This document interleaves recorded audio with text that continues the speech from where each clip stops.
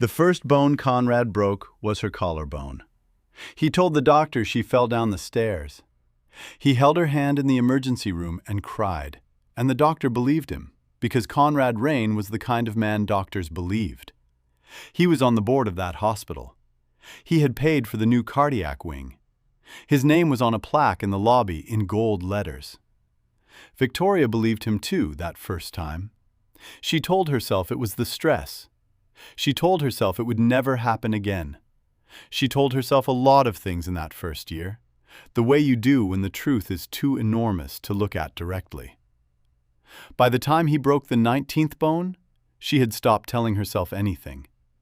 She just lay on the kitchen floor, her wrist at an angle that made her stomach turn, her ribs screaming with every breath, and she stared at the ceiling of the house that the magazines called one of the most beautiful homes in Connecticut.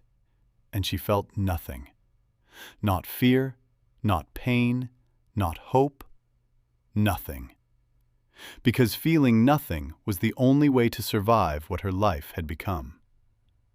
She heard Conrad in the hallway, fixing his tie. She heard him pick up his phone. She heard his voice go warm and smooth, the way it always did when he spoke to people who mattered. The voice he used on donors and senators and journalists. The voice that had made her fall in love with him 8 years ago. "Dinner at 7?" he said into the phone, and laughed at whatever the answer was. "Perfect. Looking forward to it." He did not come back to the kitchen. She heard the front door close.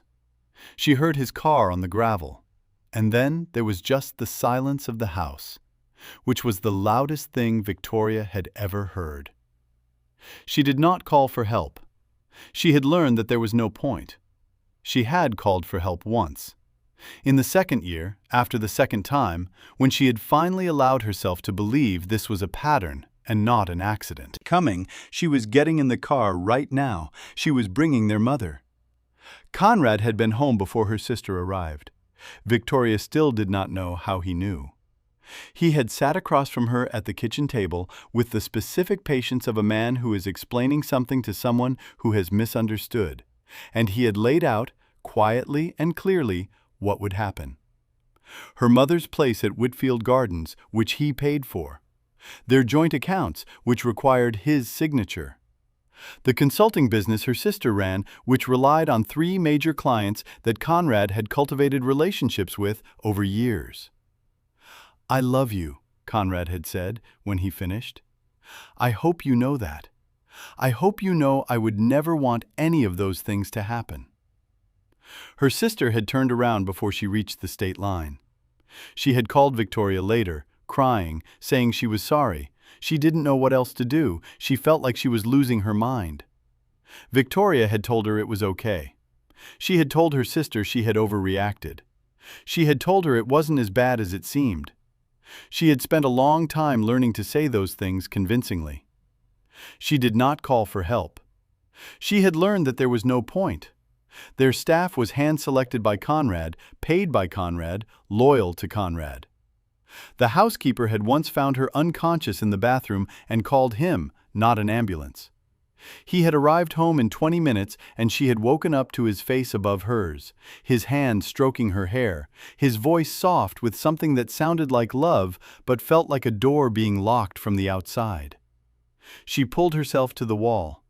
She used the wall to get upright. She held her wrist against her chest and breathed through the ribs in shallow sips, the way she had learned to breathe when they were cracked, because deep breaths sent pain rocketing through her entire body like an electric current. She walked to the window. The grounds of the Reine estate stretched out in the fading October light. 12 acres of manicured lawn and careful stone walls. The kind of property that said, "The person who lives here has never wanted for anything." Victoria pressed her good hand against the cold glass and looked at the gates at the end of the long drive, the iron gates that Conrad's security team controlled from a panel near the front door. She had not left this property without Conrad in 4 months. She was not a prisoner. That was the thing she had trouble explaining, in those rare moments when she allowed herself to imagine explaining it to someone. She was not locked in a room. She was not chained. She could walk out the front door any time she wanted. But her phone was monitored. Her bank accounts required his co-signature above $50. Her mother was in Whitfield Gardens, the finest memory care facility in New England, and the payments came from Conrad's accounts. If Victoria left, those payments stopped. And her mother, who no longer remembered Victoria's name but smiled when she heard her voice, would be moved to a county facility within 30 days. This was how Conrad had built the cage. Not with iron, with love, twisted until it became something else entirely. She stood at the window for a long time. She was 34 years old. She had a master's degree in art history from Yale. She had once, before Conrad, laughed loudly at dinner parties and argued about things she cared about and taken a solo trip to Portugal because she felt like it. She had been, before Conrad, a person who took up space in the world without apologizing for it. She pressed her forehead against the glass and closed her eyes. The tears came, which surprised her, because she thought she had used them all up. But they came anyway, hot and helpless, because she was 34 years old, and her wrist was broken, and her husband was at dinner, and she had no idea how to be saved. She did not see the cars arrive. She heard them. The sound came from the end of the drive, engines, more than one, moving slowly. She opened her eyes. Through the glass, in the last gray light of the October evening, she counted them. 1, 2, 4, 8. 8 black cars moving in a line down the private road that led to the estate's gates, headlights cutting through the dusk. The gates did not open. Victoria watched the first car stop. She watched a figure get out of the passenger side. A woman, in a dark coat, walking toward the intercom panel at the gate. She watched the woman press the button. In the house, the intercom crackled. Victoria did not move. The security guard's voice came through the speaker somewhere in the house. "This is private property. State your business." The woman's voice came back clear and calm. "My name is Catherine Voss. I am senior counsel for the Hartman Group. Please tell Mr. Conrad Reine that we have a matter requiring his immediate attention. Tell him it concerns his father." Victoria frowned. Conrad's father was dead. He had died 7 years ago, before she and Conrad met. A heart attack, Conrad had told her. He rarely spoke of him. She heard the guard's voice again, lower, speaking to someone else in the house. She heard footsteps, and then, through the window, she saw the gates begin to open. "Stay with me, because what happens in the next hour is going to change everything you think you know about this story." Conrad returned from dinner at 9:14 p.m. Victoria knew because she had been sitting in the dark in the upstairs study for 2 hours, listening. Her wrist was wrapped in a cloth from the kitchen, the best she could manage without the medical kit, which was in the bathroom Conrad kept locked. She had taken 4 ibuprofen from her pocket supply. She kept a supply hidden behind a book on the 3rd shelf of the study, Vasari's Lives of the Artists, because Conrad had never opened it in 8 years of marriage. And the pain had reduced from screaming to a dull, constant roar. She heard Conrad's key in the door. She heard his voice in the foyer, talking to the security guard. And then she heard something change in his voice. The warmth went out of it. What replaced it was the tone she had learned to recognize over 4 years. The controlled, very quiet tone that meant something had disturbed him and he was deciding how to respond. She heard him walk toward the front sitting room. She did not go downstairs. But she did not go further away either. She moved to the top of the stairs where she could hear without being seen, the way she had learned to move through this house, like a person who had mastered the architecture of her own disappearance. "Mr. Reine," a woman's voice from the sitting room, clear, professional. "Thank you for seeing us." "I was told this was urgent," Conrad said. "I'll be honest with you, Miss Voss, was it? I don't appreciate my evening being interrupted without explanation. Who are you, and what is the Hartman Group?" A pause. The Hartman Group is the primary holding company for the estate and assets of Friedrich Hartmann. Victoria did not know the name. Conrad apparently did. She heard a very slight shift in his breathing, a barely perceptible pause before he spoke again. "I don't know anyone by that name." "That's understandable," Catherine Voss said. "He has gone to considerable lengths over the years to ensure you didn't. But he knows you, Mr. Reine. He has known you your entire life." Another pause. "Friedrich Hartmann is your biological father." The silence that followed was the longest Victoria had ever heard in this house. "That's not possible," Conrad said finally.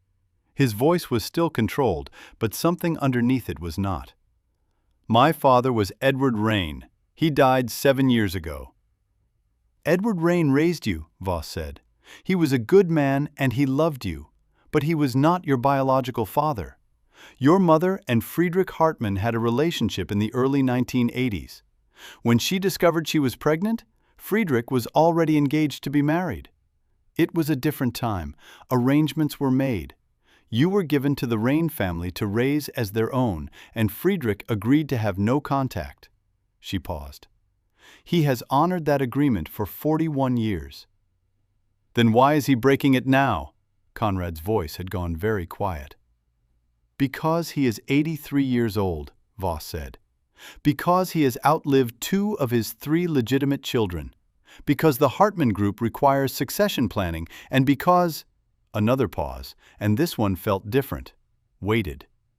"Because 6 weeks ago, Friedrich received information about your wife, and he found he could not remain silent." Upstairs, Victoria's hand tightened on the railing. "My wife," Conrad repeated. Each word came out separately, like stones being placed on a surface. "Mr. Reine," Voss said, and her voice was still professional, still completely calm. "We have medical records, 19 separate fractures over 4 years, treated at 7 different facilities across Connecticut and New York. We have the records from Whitfield Gardens, documenting the financial arrangement you have used to ensure your wife's compliance. We have security footage from this property that we obtained through means I won't detail, but which are admissible. And we have sworn statements from 3 members of your household staff, each of whom has already been placed in protective situations with full financial support from the Hartman Group." Conrad said nothing. "Friedrich did not contact law enforcement," Voss continued. "He wanted to speak to you first. He is not a sentimental man, but you are his blood, and he is 83. And he had hoped that when confronted with the full picture, you would choose to handle this responsibly." She paused. "I have been doing this work for 22 years, Mr. Reine. I have learned to read people. I do not believe you are going to choose responsibly. So I want to be clear about what happens now." Victoria heard movement in the sitting room, the sound of a briefcase, papers. "What you are holding," Voss said, "is a document transferring controlling interest in Reine Capital Management to a blind trust administered by the Hartman Group. A second document initiates a voluntary dissolution of your marriage under terms that transfer this property, all joint accounts, and a structured settlement to your wife. A third document is a cooperation agreement with the Connecticut State Attorney's Office, whose representatives are currently parked on your property and will come inside if I do not send them a specific message within the next 20 minutes. Conrad's voice, when it came, was barely above a whisper. "You can't do this. Your biological father has a controlling position in 7 of the financial institutions that hold Reine Capital's debt instruments," Voss said. "He acquired these positions quietly over the past 4 years as he learned more about the situation. He can do considerably more than this." A pause. "The question is whether you sign these documents tonight, with some control over the process and the public narrative, or whether you decline, in which case the state attorney's representatives come inside, and you lose control of everything." The silence stretched. "Where is Victoria?" Conrad said. "She's safe," Voss said. "That's all you need to know. Victoria was standing at the top of the stairs. Her wrist hurt. Her ribs hurt. Her eyes were burning.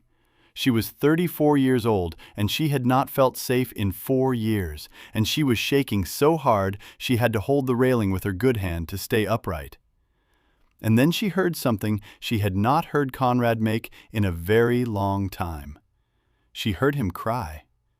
Not the performance of the emergency room, the tears he produced on command for doctors and dinner guests. This was different.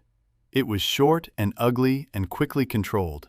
The sound of a man who has just seen the full shape of what he has done and what it has cost him, and who has no performance prepared for that particular moment. Victoria closed her eyes. She thought about Friedrich Hartmann, a man she had never heard of until this evening, an 83-year-old stranger who had spent 41 years keeping his distance from the son he never acknowledged, and who had then spent 8 months building a legal architecture precise enough to dismantle Conrad's entire world in a single evening. She tried to understand how she felt about that. She was not sure she felt gratitude exactly, not yet. She felt something more complicated. The particular complicated feeling of being saved by a stranger for reasons that had as much to do with his own guilt as with her safety. But she was standing in the upstairs study of the Reine estate, and her wrist was wrapped in a kitchen cloth, and the front door was about to be opened to her. Whatever Friedrich Hartmann's reasons, she was standing here. Victoria closed her eyes. She did not go downstairs. Not yet. She stood at the top of the stairs in the dark and held the railing and let herself feel, for the first time in a very long time, something other than nothing. It came in waves. Grief first, for the years, for the woman she had been before. Then fear, residual and irrational, because 4 years of this kind of life leaves fear in the body, like a bruise that doesn't fade. And then something else, something she had almost forgotten the shape of. Relief. Simple, enormous, overwhelming relief.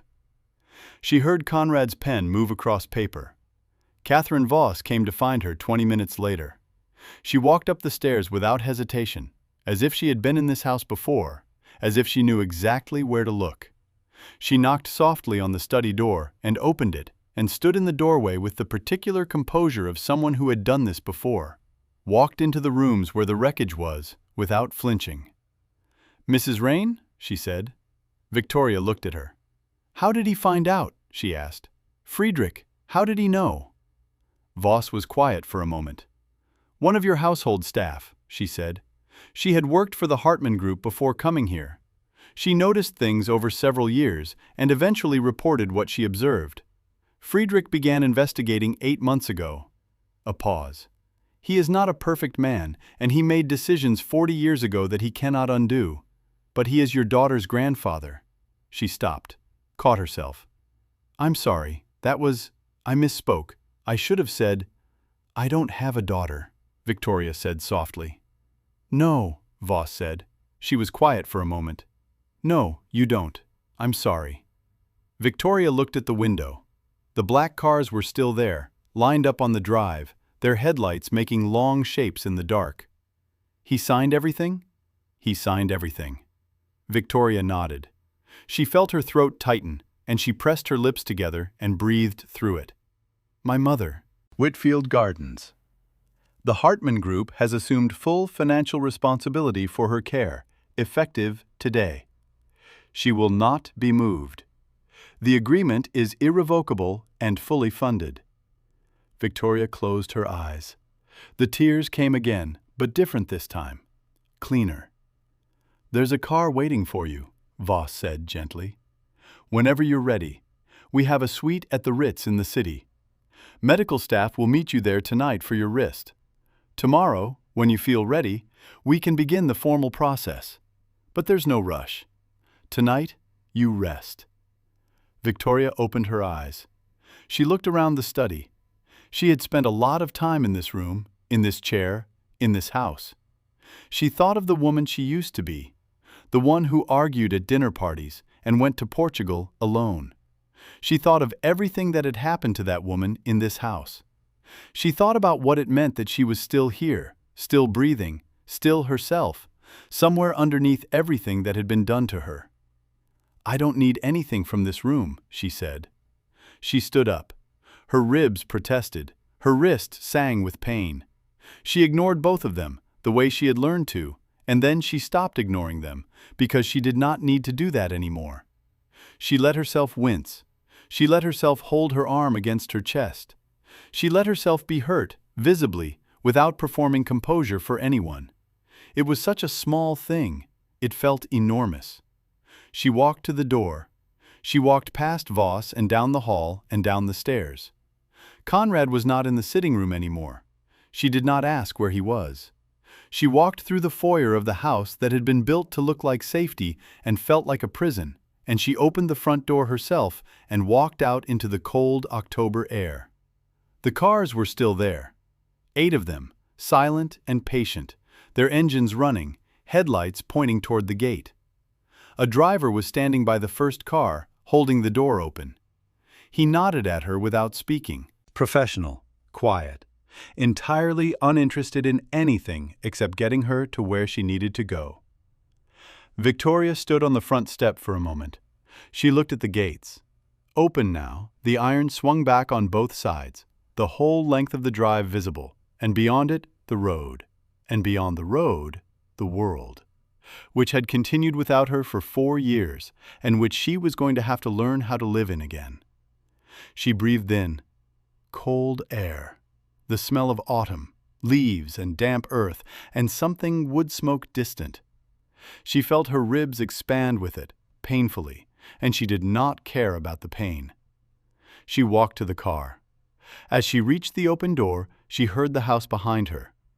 Not a sound, not a voice, just the house, the big, beautiful, terrible house, existing behind her the way things do when you are leaving them. She did not turn around. She got in the car. The driver closed the door. She sat in the back seat and looked out the window as they drove down the long gravel drive and through the open gates and onto the road. She watched the estate recede in the window, the stone walls, the manicured lawn, the lit windows of the house where she had spent 4 years of her life learning to survive. She watched until she couldn't see it anymore. Then she faced forward. She did not know what Friedrich Hartmann was like. She did not know if she would ever meet him. She did not know what the next months would look like. The lawyers and the paperwork and the slow, difficult work of becoming a person again after a long time of being something smaller. She knew it would be hard. She knew there would be days when the fear came back anyway, the body's memory being longer than the mind's. She knew she had a great deal of grieving still to do. But she also knew something else, something she was holding quietly in her chest alongside the pain and the relief and the exhaustion. She was in a car going somewhere that was not that house, and the gates were behind her, and they were closing. She thought about the first bone, the collarbone, the emergency room, the doctor who believed Conrad's tears because why wouldn't he? She thought about the 5th and 6th, her fingers, because she had reached out to stop something, and he had not liked being stopped. She thought about the night of the 12th, the orbital bone beneath her eye, and the way she had looked in the mirror for weeks afterward and not recognized herself. Not because of the bruising, but because of the expression on the face in the mirror, the particular quality of someone who has stopped expecting anything. 19 bones, 4 years. The math of it, laid out plainly, was staggering. She had survived all of it by making herself smaller, quieter, less present, less real. She had learned to occupy less space. She had learned to want less. She had learned to exist in the margins of her own life. She was going to have to learn how to take up space again. She pressed her good hand against the window and felt the glass, cold and solid and real. She felt the car moving under her. She felt, for the first time in 4 years, the physical sensation of forward motion, of the world passing by, of distance being made between herself and something that had nearly destroyed her. She did not cry this time. She just breathed. Outside the window, the October road unrolled ahead of them through the dark, headlights finding the painted lines, the car moving steadily, the driver silent and professional in the front seat. The night full of all the ordinary things that she had forgotten existed. Other cars, lit windows in houses, a gas station, a woman walking a dog on a lit sidewalk.